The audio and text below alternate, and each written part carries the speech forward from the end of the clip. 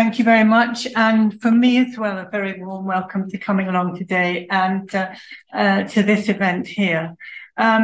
It's my very great pleasure to be in a situation of being able to introduce Jane Cholmeley this afternoon, who, as everybody here I'm sure knows, was one of the founder members of Silver Moon Bookshop on the 31st of May, 1984. And I'm not going to tell you the date on which the Silver Moon unfortunately had to close, because that's a completely different story and part of what I'm sure Jane will be talking about this afternoon. But what we wanted to do here today and in the following hour or so is to have a discussion from Jane about how Silver Moon started, the reasons for starting it, and the various complexities of running a bookshop in times which became increasingly unfriendly to the establishment of the bookshop.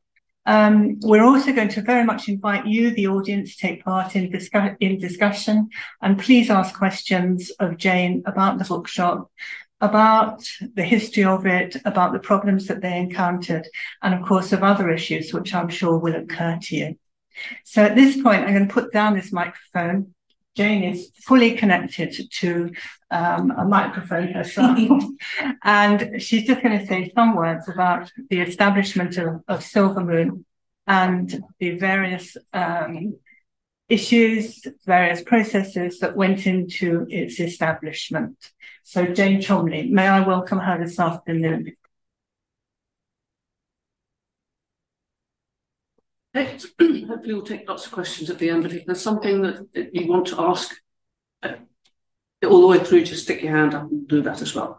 But I too have a huge thanks to give, because Silver Moon Bookshop would not have happened at all without Mary. In 1982, I think it was, when I became redundant, and I'll tell that story as well, I thought, what on earth am I going to do? And somebody mentioned to me that there was this brand new course of Women's Studies MA. It was in its second year. And I thought, well, that sounds interesting. And so I applied, and to my great surprise was accepted. And frankly, without that Women's Studies MA, Silver Moon would not have happened. So I have a huge debt to Mary and all her teaching staff as well.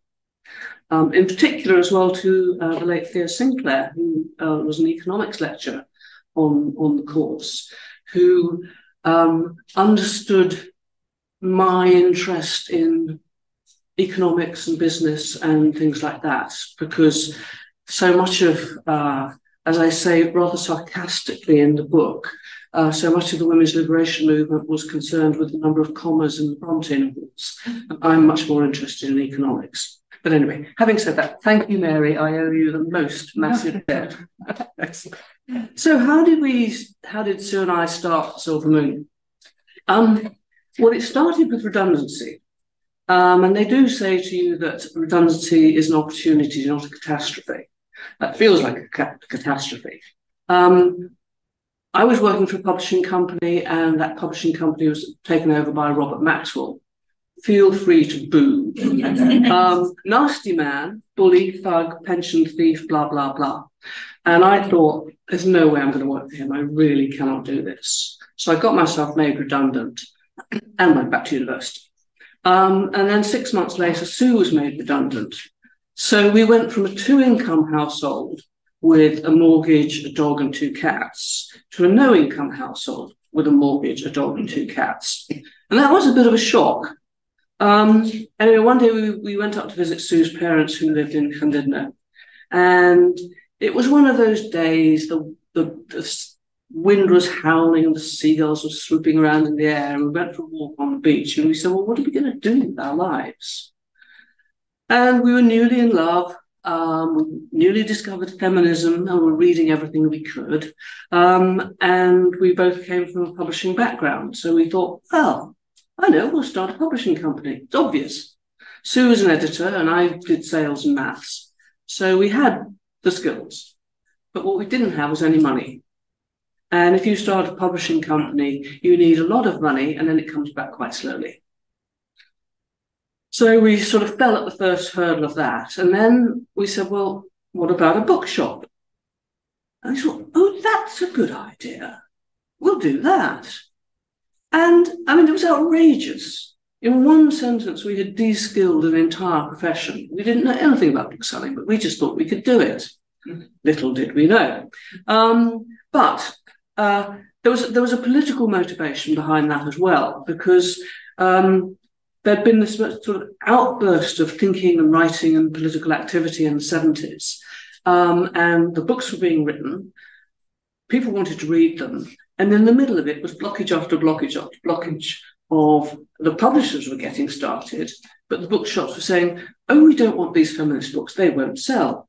And the readers were saying, where are the feminist books? We can't find them in the bookshops. So we thought, well, at the very least, we can unplug some of that gatekeeping. So it made sense in terms of what our skill set was, and it certainly made sense in terms of our politics. So there we were, we had an idea, we had this idea. And then you have to try and put it into reality. Well, that's an entirely different matter. But the main thing that we wanted to do was we wanted to make women's writing central and visible. And that included lesbian visibility. So we wanted to be as close to the centre of London as we could. That's easier said than done. We spent 18 months walking around London with the dog. The first thing we did was we bought a map. And we spread out the map and we got little pink stickers and we put Sister Right, Compendium, the Owl Bookshop, Gaze the Word. And we thought, okay, well, we better steer clear of that area because that's rude. We'll start around here. So we spent about 18 months looking and looking and looking and getting absolutely nowhere because either we couldn't find anywhere, or if we could find somewhere, either we couldn't afford it or the estate agents wouldn't show it to us. The 59th branch of McDonald's, fine. 2 young to middle-aged women and a dog, and a business plan. No, they just wouldn't let us in the door. Then we had one of those amazing strokes of luck. A friend phoned up and said, have you seen Bookseller? She's the trade mag. And she said, the GLC are advertising 2 shop units on the Charing Cross Road for bookshop use only with a 10% off the market rent discount. We thought, oh my God, lightning has struck. So we rushed down into town and we went to see number 68 Charing Cross Road. To describe it as a Dickensian hovel would be to glamorise it.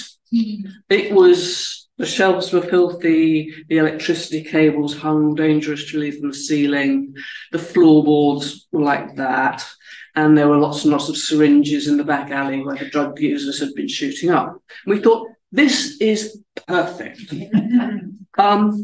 So we then had to put together a bid for the GLC.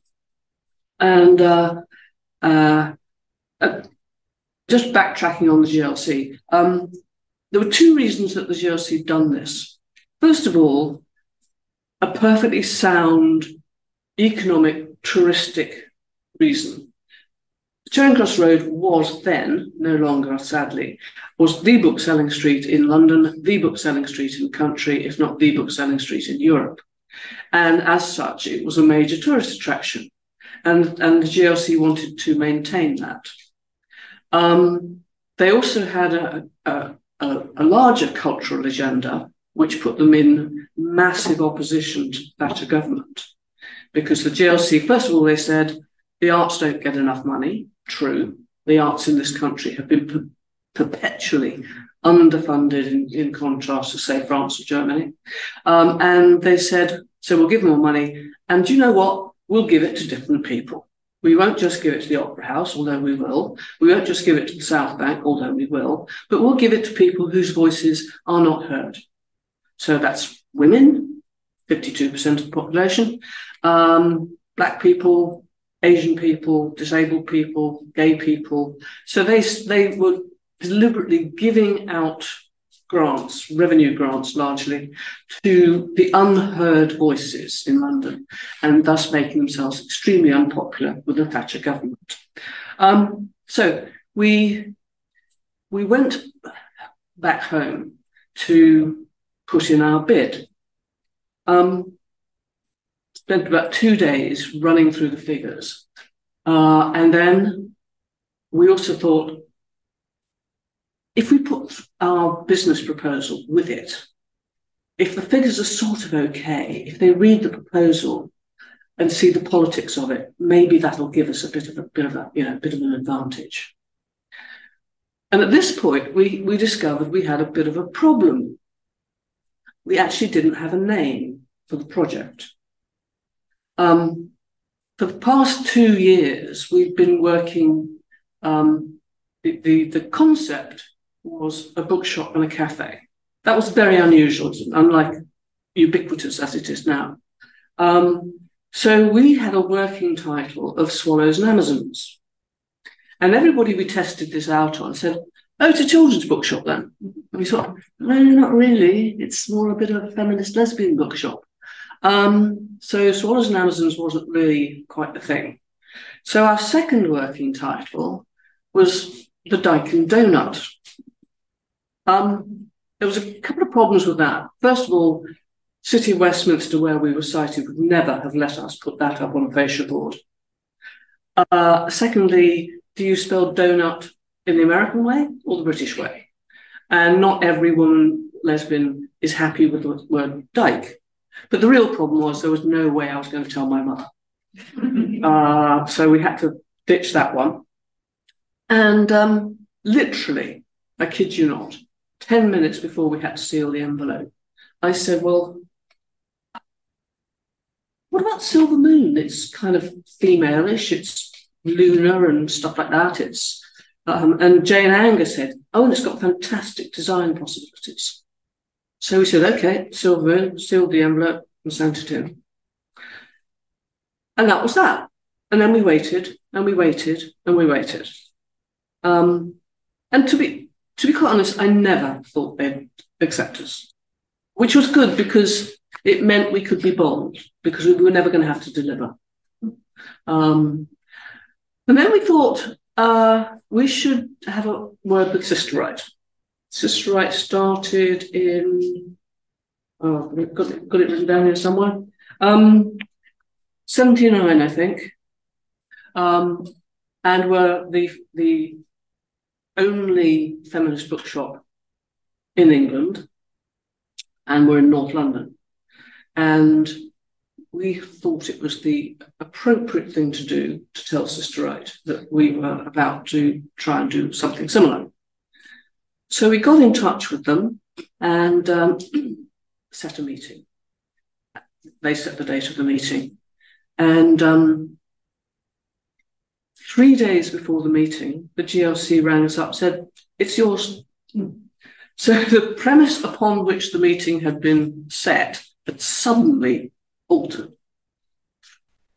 So we went off to the meeting, and both sides were nervous because, they were absolute pioneers. We were following in their footsteps, doing something slightly differently. But we had a very good discussion. We expressed our doubts and worries. And at the end of it, it ended with warmth. And we agreed that surely in a city of 6 million, with oodles and oodles of tourists, 2 women's bookshops could survive. And so that was that. Then we had to raise the money. And it was really, we raised some privately, about £14,000, £15,000. And the building that we had just been said that we could have needed a complete refurb. So we had to raise much more money in order to bring the building up to an appropriate level. So we needed a grant from the GLC. So that was another stage of nerve-wracking. But eventually, the GLC did give us the grant. And what was wonderful about it was they said that Silver Moon was a project of strategic importance, which, oh, that was so good. But what was really clever about the GLC grant was they granted us half the building cost, we had to provide the other half, and quite a lot of our opening stock cost. Now, the GLC were always being accused by the Thatcher government of being profligate, lefty, giving money out to all these awful people. Actually, no, they weren't. The way they gave us the grant was really canny, because if we'd gone bust shortly after opening, they could have sent all the stock back for credit, and they'd have had a brand new building, which they'd paid 50% for, and we'd paid 50% for, and we'd done all the work. So actually, they were very, very clever. Then, at this time, we've got the building, we've got a grant, and we had to do the building work, which was very stressful. So I'll move swiftly on. The more interesting bit of it was then getting the books. And we reckoned about 184,000 titles per annum are published in this country. I measured the shelves and reckoned we could stock 6,000 books. So that means an awful lot of selection. So the very first thing we had to do was define our policy and then choose our books. Now, surprisingly,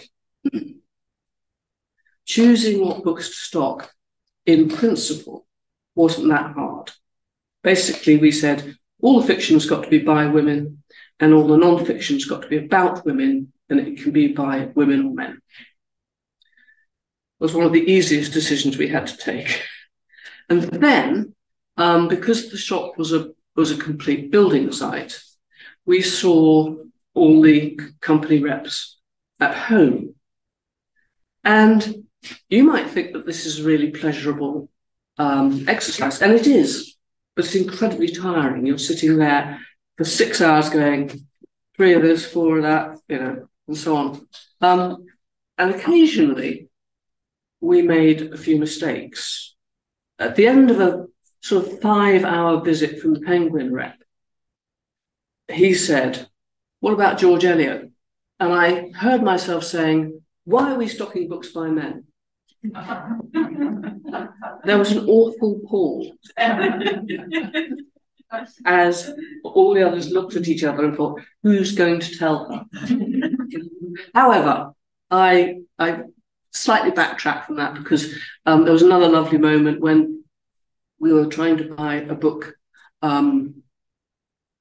It was called Hidden Hands, and it was about women in India working in the textile industry, Hidden Hands. And Sue said, "Why are we buying a book on masturbation?" So, as you can see, it was an interesting process. So we now have the building, and we filled it up with books, and we opened. And as Mary alluded, we opened into a hostile climate. We opened in 1984. Thatcher went on to abolish the GLC in 1986.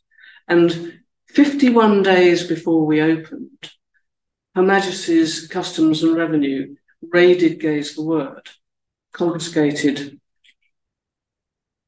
about 50% of their stock, raided the homes of the directors. This was a direct assault on the lesbian and gay community.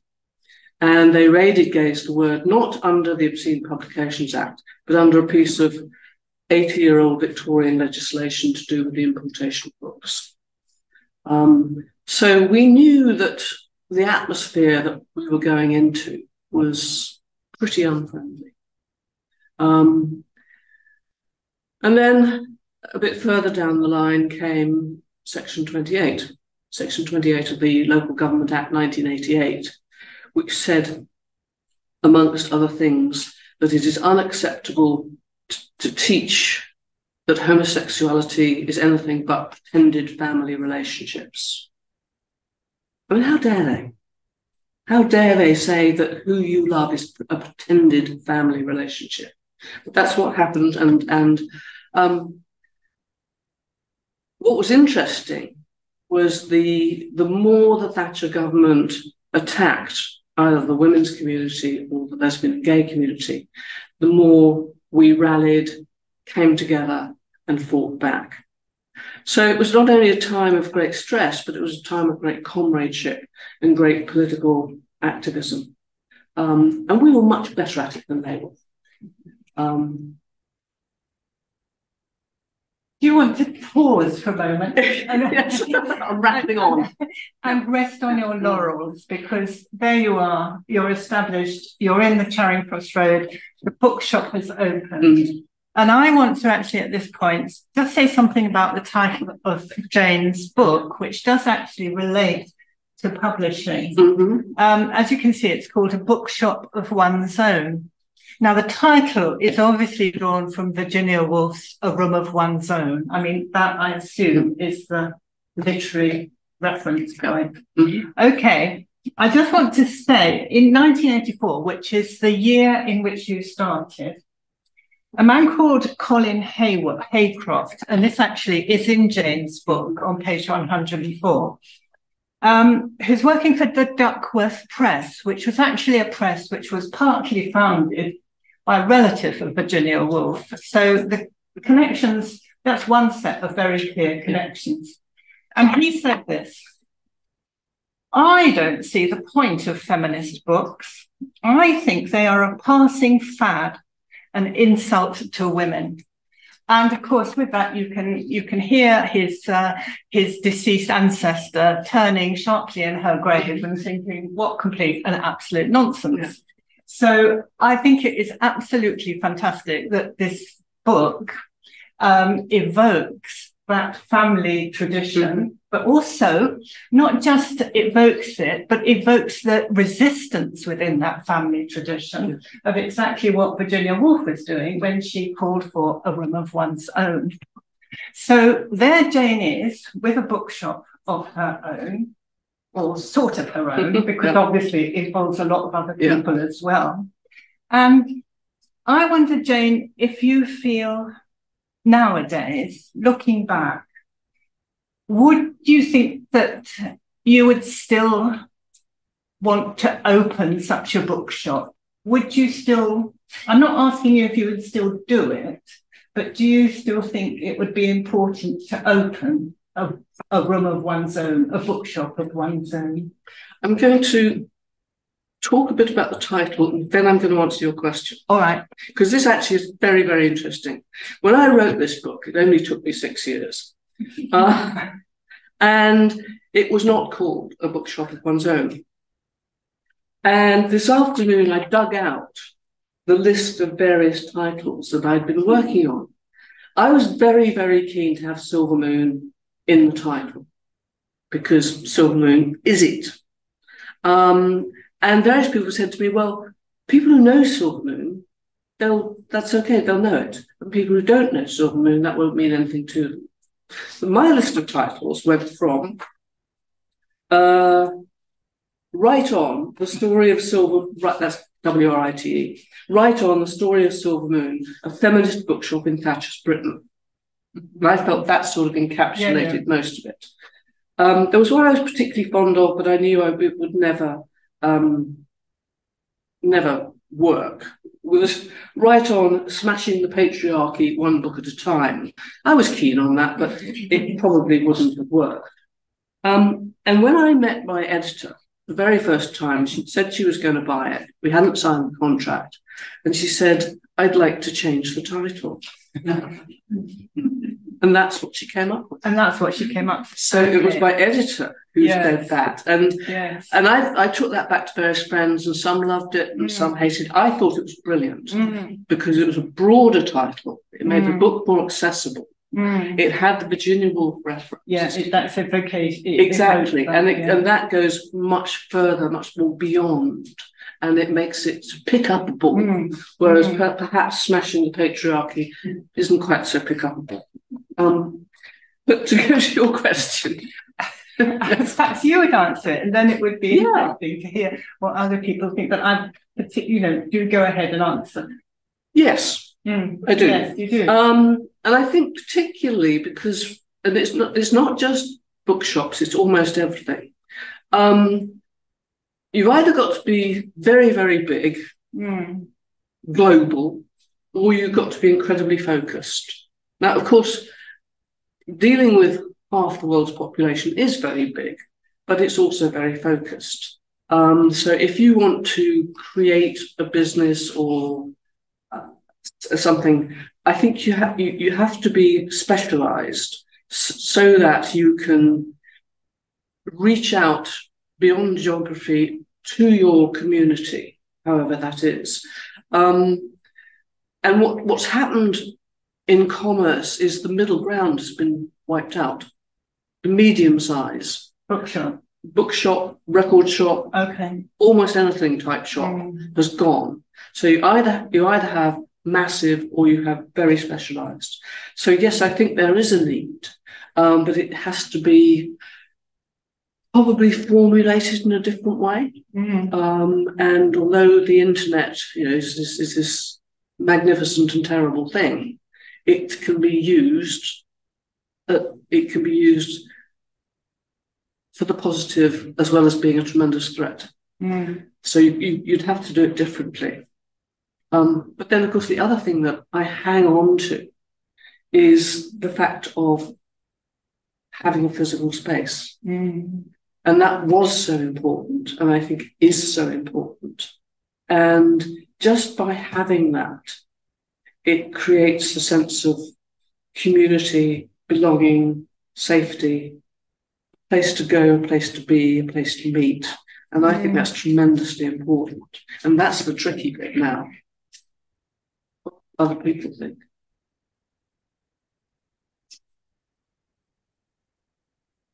Can I take? Yes, Jane, thank you so much for writing this book. It was such an exciting time when the bookshop was there for us all. And I was a regular. Oh, sorry, yes, I regularly came to the shop and they give more things. And in the early 90s, I started doing a course in feminist theology. And then I had to find out, well, what about feminine spirituality? And I had to go to the occult bookshop to find it. So Silver Moon and the occult bookshop put women's spirituality and women's life together for me in the 1980s and 90s. And it was absolutely brilliant. It's really interesting because I think an awful lot of the women's spirituality books we had to import from America. Yes. Because there was very little being published over here. And that was it. The spirit. And that leads me on to the fact that we had our imports trashed in the same way as Gaze the Word did. I mean, because we were importing from a bookshop, Giovanni's Room in Philadelphia. Yes. And anything that came in from Philadelphia, it wasn't customs excise in our situation, it was the post office who were doing the job for customs and excise for them.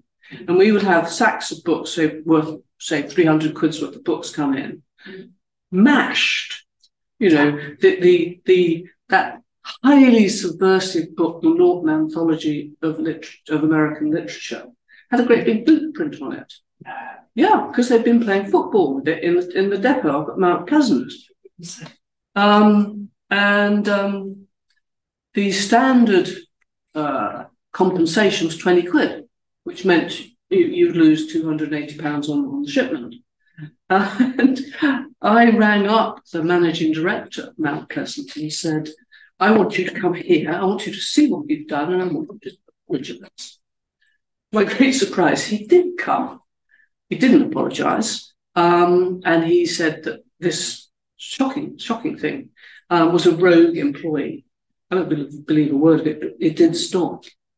But the route of buying books, either gay books or women's spirituality books, were just, one of the books that was confiscated in the Gaze the Word thing was The City of Ladies by Christine de Pizan. You know, I mean, what were they imagining? It's laughable, really, except it wasn't. No, I mean, it was that. There was very much the atmosphere. Yes, it was, and it was an atmosphere. It was an atmosphere of calculated fear. Yeah, yeah. That they were promoting. There were a couple of other people who were, yeah. I don't know if this doesn't quite follow the last question, but I'm interested in what you said about physical space. Yes. And your idea that you would start a cafe or a coffee shop or a tea shop with the bookshop, because that was rare but incredibly special when it happened. And I just want to know what inspired you to do that when it was so rare, and what was, and how we manage it. Some bookshops now have cafes, and they're still wonderful. Yeah. But the need for a physical space on the internet and Kindle one year is still quite pervasive. So what do we do now? Well, I think the reason we came up with that was soon I'd gone on holiday to America, and we went to Boston and we found the Harvard Bookshop and Cafe, and we thought, this is nice. And, you know, if you're going to have a dream, fill it through the best things: food, wine, books, people. It's perfect. So that was always the concept. Sadly, it didn't make money. I know. We were right in the middle of Leicester Square. We never cracked the office lunch trade. People were going to cafes all around us. I think we were highly suspect because they thought it was going to be a lesbian cruising venue, which indeed it was. So what happened was we had this beautiful space, and it took up 50% of our space, 25% of our staff turn, and brought in 10% of our revenue. And after about 18 months, we had to look and say, it will kill us, or we kill it. And that was really, really hard, because we all loved the cafe. We didn't enjoy the washing up so much, but we did all love the cafe. Yes. It was women's only. It was. Yes. Yeah. I think that you've lost 50% of the population. I'll finish. Okay. Well, the Garrick seems to have managed all right, and the Athenaeum and the Carlton Club. That shop didn't make much money. I know, just said I went there with my husband, my son, my daughters, and we couldn't all go to the coffee shop. No, I'm afraid not. No, I was happy. I mean, how would you manage nowadays with, you know, women's only spaces? Well, we had to form the cafe as a private club, because when the I can't remember which act it was, Sex Discrimination Act or whatever, one of the Barbara Carter ones, that was heavily lobbied against by men's clubs, snooker halls, etc., etc. So we don't want to let women in. So there was this very big loophole in the Act saying that if you were formed as a private club, you could be single sex. So although I would much prefer for me to be able to go to the Athenaeum or the Carlton Club or the Garrick or whatever, and everybody to get on together, we used that loophole because it was there. And it was a very funny knock-on from that, because, as I said, I wanted to serve wine or beer and cider, so we applied for a license. And we all trooped off to the Westminster licensing place, and we took Harriet Spicer from Virago, very respectable one to sort of prove our respectability. And they said no. And we said, well, why not? And they said, you don't have a gents' toilet. And we said, we don't need a gents' toilet, we're a women-only space. And they said, we can't believe you won't change your mind, and turned our license down. And so that actually undercut a large part of the finances of the cafe. I go to a leisure centre, yeah, and it's the changing rooms for women and girls. But in it, there's only 2 toilets in it. One's the men's toilet. It makes no sense. No, it doesn't. Yeah, and I mean, we did get an enormous amount of flack. We had 32 fold-up chairs in the centre of London. You would have thought, I don't know, it was enraging. And I'm sorry that your husband and children didn't get in, but we wanted to. We made that decision at that time. I wasn't complaining. I just think it was a historic. It's a very interesting point. It is. Yeah. And at my leisure centre, women are coming in that room, women and girls, with their sons. And I'm thinking, where's the mindset? We're 52% of the population. What's the mindset there? Well, interestingly, Sister Right had a policy of not letting boy children over 10 into the shop. Now, that was actually probably illegal. Our shop, because the shop was not a private club space, was open to everybody. And in particular, after 1992, when we expanded into Collett's next door, became 3 times the size, I would say that 30% of our customers were men. And it was really hilarious because if you've got an entire street of bookshops, you go one to the other, and then if you're looking for a book, you just go into all the bookshops, and then sort of people will come in and sort of say, oh. I had someone came in and said, have you got anything on General Irwin Rommel? And we said, we might have something on his sister. Of course, the poor chap didn't get the joke at all. But we did employ the politics of stealth. You know, somebody would come in and say, have you got The Day of the Triffids? Excellent book. And we'd say, no, but would you like The Left Hand of Darkness by Ursula K. Le Guin? Or have you got anything by Rohinton Mystery? No, but how about Arundhati Roy? So we manipulated the fact that we only stocked fiction by women, and we sold as much of it as we could to men, which was good fun. I know that young girls, they don't like young boys coming into the changing room. You know, it's just a choice. Why can't people choose? And the young girls were saying, I don't like it in a soft little voice. I think you don't have to like it. If you don't like it, you don't like it. It's on the door. Women, girls. But there again, you know, it's also to do with behaviour, isn't it? I mean, it's a bit unexpected to have a book about the book trade where you've got an entire chapter devoted to violence. We've already referred to the violence from the post office, the violence from the state.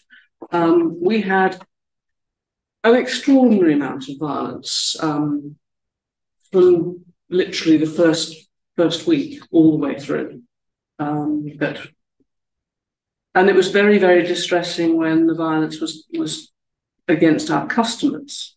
It was pretty bad when it was against our staff, but we had chosen to work there and we knew that that was part of the deal. So we sort of had to cope with that. Can I ask you something else which takes us in rather a different direction?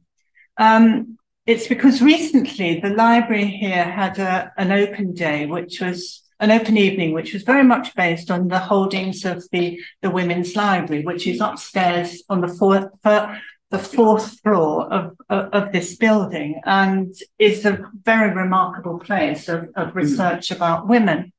And it is through the help of one of the librarians of that library, Gillian Murphy, who is here this evening, that in fact occasions like this take place.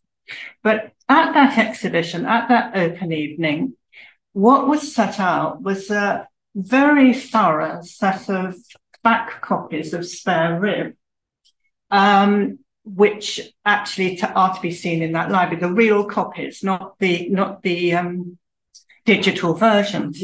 And I sat there looking at these and reading the small ads, as well as the actual copy within Spare Rib.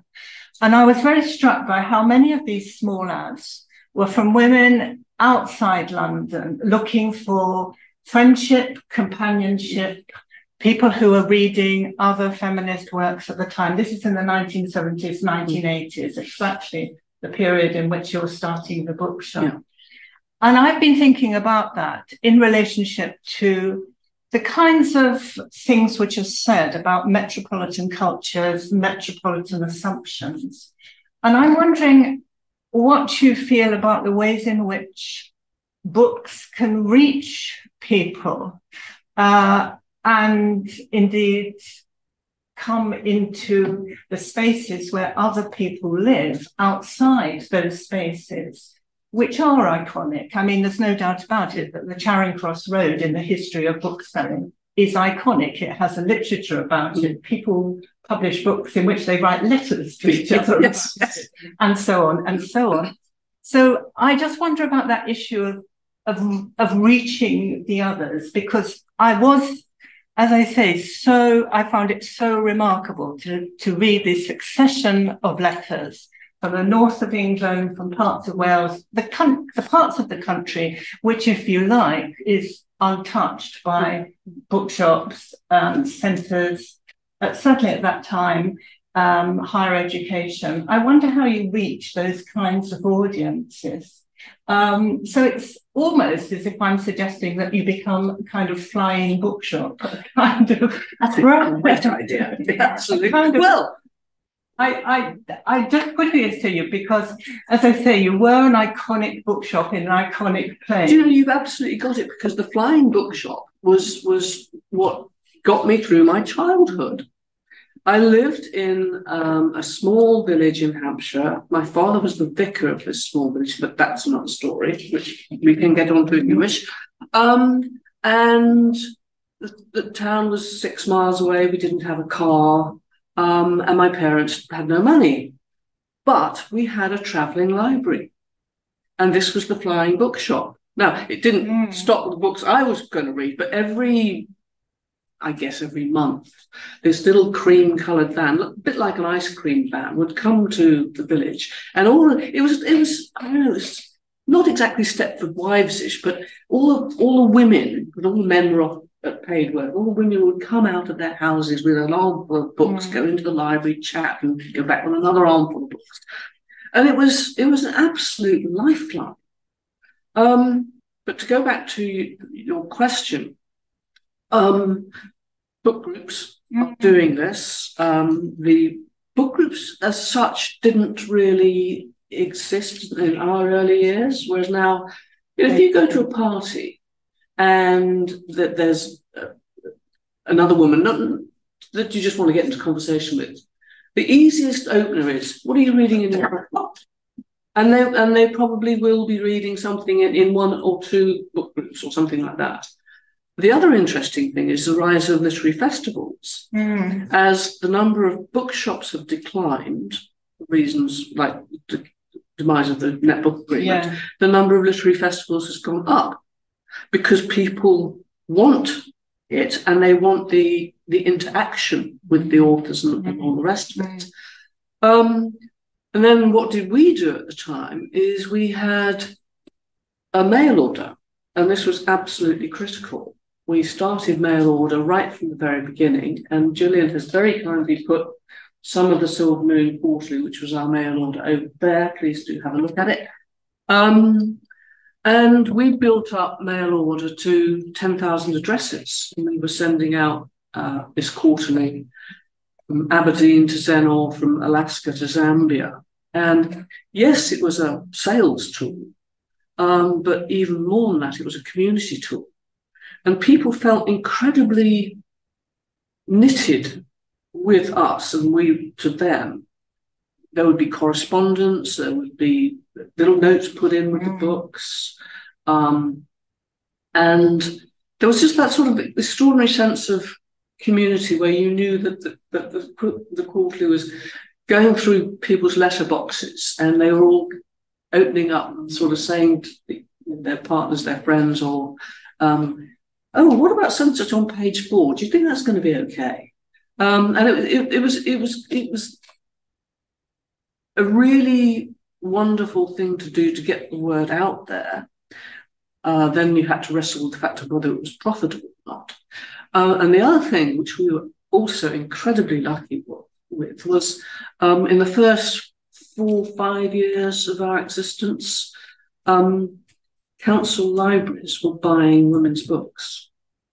Lambeth, I think, in very early on, in the first 2 years, gave us an order of something like £11,000, which in today's money, that's about 36,000 quid. I mean, that's massive.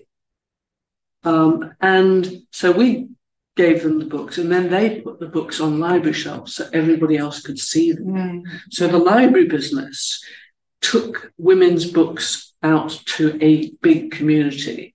Our mail order took women's books out to your bedside table. And that was just that was the way to make the market and to get it out there. I think that's really important. And I think what you did was to make the book a very social thing. And I think that was a real triumph, because that, by the very establishment of the bookshop, turned it into a social event, a social occasion, if you like, a social marker on a culture. But here was an emerging set of ideas which had certainly existed for a long time, but were becoming more and more articulate, and which deserved a space of their own. And you made that point very clearly and very important. It's very interesting, because I think in the pandemic, the book yet again became a social medium. Exactly. Yeah. And reading, and in fact even bookshops, went up in the pandemic. And because there were so many things you couldn't do, you ended up talking about books you were reading together. And I thought it was absolutely joyous. And the other thing, of course, was every radical bookshop worth its salt has a notice board.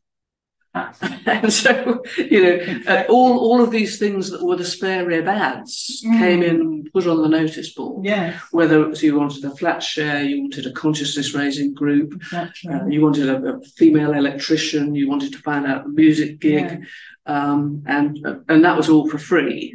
And people would come to the shop again and again, consult the notice board. And then, it's all that part of creating a sense of community. I think it's creating that sense of community, creating that sense of space.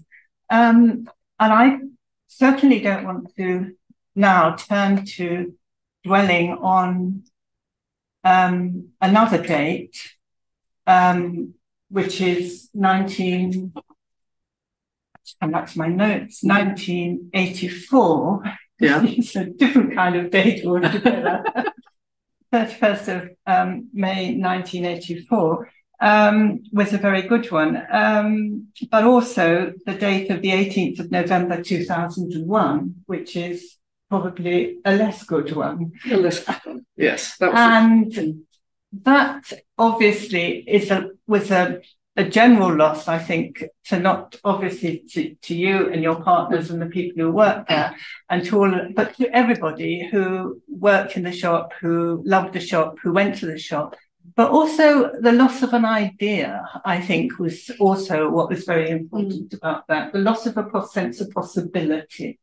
And I wonder if you feel that, and if others feel that that is also something which has been lost, that there's some kind of, not just an individual closure or closure which readers and buyers might feel, but some form of closing down in a culture more generally. And others here may, also have ideas about perhaps becoming both more specialised, as you said when you were talking about what bookshops needed to be, but also much more marginalised, much more put in a special kind of category. Because I think what was special about Silver Moon is that it did feel, and it did exist, with an ethos of there is something here for everybody. Yes, and I think there were many reasons. There were three main reasons why we closed in November 2001. But the most tricky reason to deal with was mainstreaming. We set out to say how wonderful women's writing was, how important women's ideas were. And to an extent, some of that, other bookshops said, yeah, that's true. And we'll do that as well. Which, of course, was a result, a success. But what it also meant was that they creamed off all the easy profit and left us with a little bit less. The result of that being, obviously, that created a sort of financial vulnerability for us. But in a way, more importantly, it meant that grittier voices were once again squeezed out. I mean, you can get mainstream women's writing, best. You can get mainstream women's politics, but where would you get, let's say, the Scum Manifesto or a small pamphlet on violence against women? Nowhere. I mean, you might now get it via the internet, which opens up another possibility. But in that regard, you've got to know what you're looking for. That's exactly what I mean. It's that difference between, the idea has become generalised, as you say, but what does that lose? Yeah. It's the good side, and yet at the same time the more negative side. It is, yes. And also, and then you get what's happening to women's liberation politics more generally. There was a very interesting exhibition at the British Library a couple of years ago called Unfinished Business. And it sort of said, we've achieved this, we've achieved this, we've achieved that. And then you looked around and thought, and you know what? That hasn't changed. That's got worse. And where is the forum for that? Has it... I think it's a bit like the First World War, where suffrage got subsumed to the war effort. Mm. I have a nasty feeling that women's liberation has got subsumed to climate change. And of course, there's no point being liberated if there's no planet. But it's tricky. And the enthusiasm and the we can do it, the sort of Rosie the Riveter, yes, we can do it, mood. Maybe I'm just getting old, I don't know. But I feel it's gone and I want to be revived. Because there is still so much to do. We have achieved some things in this country, but there's an awful lot to do internationally. Particularly in terms of free speech. And that's what a bookshop's all about.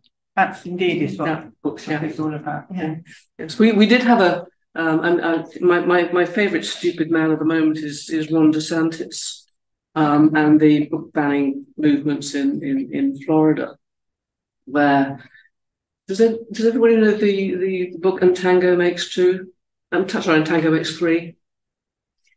Oh, this is a really, really, really subversive book. I'm writing it down straight away. Yes, right. It's about two male penguins in the Bronx Zoo, and there's this abandoned chick. This is true. This is a true story. So they bring up Tango, who is this chick, and it's the second most banned book in America. Yes. Honestly, you could make it up. Well, in so many ways, that could make you cry as well. Yes.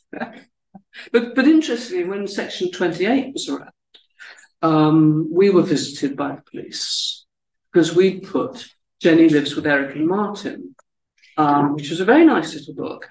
It's right to leave, but obviously it's important. Have you got one in your bag? No. It's about Jenny, and it was translated in from the Danish, and Eric's her dad, and Martin's his boyfriend. And it's just there to show you that there are different ways of having family. And it was very much targeted by Section 28. And this policeman came and visited us one day and said he'd had a complaint and we had to take that book out of our window. So we said to him, was he aware of the fact that the Local Government Act 1988 applied to libraries, local governments and schools, and we were a private business, so it didn't apply to us. And would he please leave the shop? Which he did, because he got the law wrong. And he was trying to bully us into doing something which we didn't have to do. And it was just shocking. So... Nice. Are there any?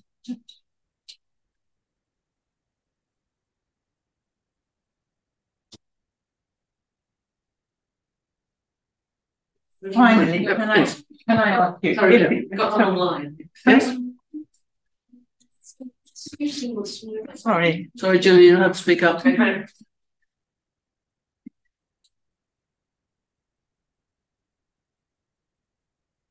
Susan online wants to know, why didn't you sell fiction about women by men?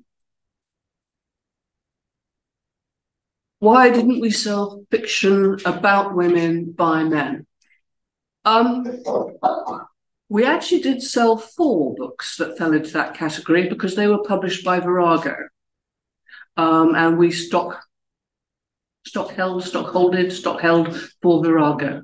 I just think women tell their own stories better than men do, frankly. And we didn't have space.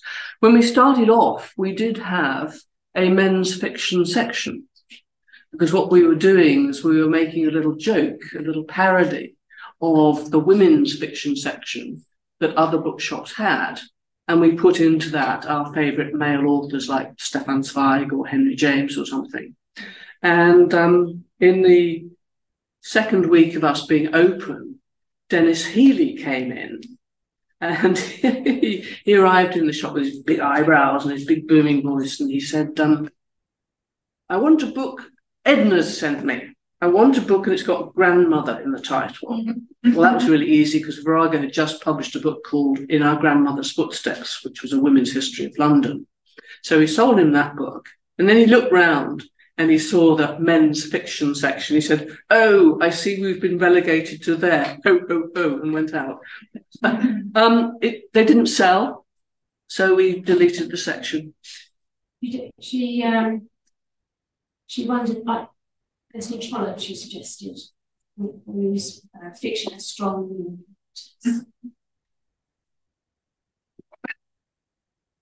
I think we had more than enough good women's fiction to worry about good men's fiction, which was being sold everywhere else. That wasn't the point of why we were there. There's one other one. It's more of a comment rather than a question. She wanted to thank you and your colleagues for setting up Silver Moon Books, and you literally gave her back to life. She was thrown out of the army in 1984 for being a lesbian. The career was over, she lost her home, she couldn't tell her parents, and she was in the northeast of England, and she heard about Silver Moon Books through Spare Room and the mailing list. And she used to save money, and used to come down to London on the train to buy lesbian fiction.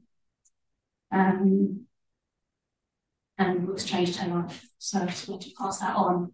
Well, thank you for sharing that with us. And you know, what more purpose could you possibly want? And I was just looking up this afternoon. It wasn't until the year 2000 that you could be out in the military in this country. I mean, that's just so recent. I mean, now you go to Gay Pride and there are the armed forces are represented and there's a military band. But, you know, back before then, you can die for your country, but you're not a full citizen. I mean, it's yeah. It's different. Thank God. For us here, let's not forget that it's not, 36 out of 53 Commonwealth countries, it's not different yet. There is work to be done.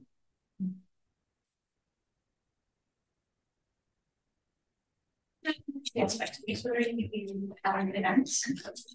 I was wondering if you held any events or if it was just like a you show and you show. Oh, did we hold events? Oh, yes, we did. In the first fortnight of opening, we held 2 events because there was this huge international feminist book fair going on in London. There were 4,500 feminists and women in London. We thought we have to get part of this. And our first events were with Joan Barfoot, with Suniti Namjoshi. And we thought, oh, this is great. You know, because basically holding an event means you're creating an atmosphere of things happening. You're just reading a book, you can sit in the corner and be quiet, but things happening is something totally different.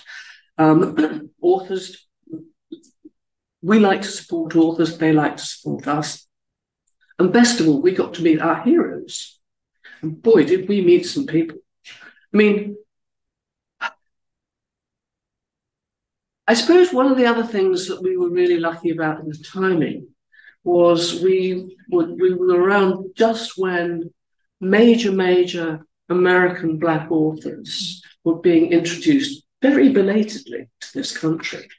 So in '85, Maya Angelou came to us. She came to us before she did Bill Clinton's inaugural speech. That sort of thing. Toni Morrison came to us. And what I've admired so much about Toni Morrison was Maya Angelou. I know. And she was an editor, so she encouraged Black writers as well as herself. Margaret Atwood came to us. What was that book she did? Handmade something or other? Yeah. Something like that, yeah. And she was signing it, and I was standing there thinking, oh, I did quite well. Yes. But the best one, and I actually, if I may, I will read the story because I love it so much. A little while ago, I had the great privilege of meeting Mallory Blackman. And she was talking with Jackie Kay about her life as a writer and stuff. And she said that when she was a kid, the only Black person in literature was Othello. Well, I mean, it's not exactly the greatest role model. And then she discovered Alice Walker. And so Alice Walker was her god. And then she discovered that Alice Walker was coming to London. And she thought, I have to go and see where Alice Walker is. Do you know where Alice Walker was? She came to Silver Moon. So, Alice Walker was beautiful and serene. Her pale roll-neck sweater and her braided hair were offset by colourful earrings. I eyed her Mont Blanc pen with envy. The queue stretched all the way down the Charing Cross Road and round the corner, Linda. I tell you, it's a wondrous sight to see a queue of women and the occasional man, of all ages, all colours, chatting to each other, clutching books, excited to meet their author. And in that queue was a young Black British writer, Mallory Blackman, who was struggling to get published. It took Blackman about 3 hours to get to the front of the queue, to the signing table, to meet her hero. In her outstanding autobiography, Just Saying, she tells us how their conversation went. Please, could you write "Don't Give Up" in it for me, I requested. I can't write that, said Alice Walker. What does it mean? Well, I want to be a writer more than anything else in the world, but I keep getting rejection letters. I've had over 70 now, I explained. She looked me in the eye, pointing her pen at me. Don't give up, she ordered with a smile. We did events. Thank you. The long queue. Yeah. There it is. And this photograph, of course, is taken in 1989, perhaps 1992. 92. Anyway, yeah. Mm-hmm. What is wonderful about looking at this queue is you can just see that many people in this queue look quite young, and yet that what they are taking, I'm sure they are by this time, probably grandmothers, grandparents. And they still have that memory of being at Silver Moon when Alice Walker was there. I think that's actually such a terrific memory to have been given by your shop. Thank you. One thing I do regret is that we closed before Mallory Blackman did Noughts and Crosses, because I would have really loved to have invited her. And then you'd have had sort of passing of baton from Alice Walker to Mallory Blackman to the next one. I would have loved that to have happened, but we weren't quite able to make that. No. But no, we just got to meet wonderful people. It was so much fun. Jane, thank you. Thank you very much for what you did. Thank you very much for the memories that it gave to everybody. And thank you very much for this evening. So thank you, Jane. Thank you.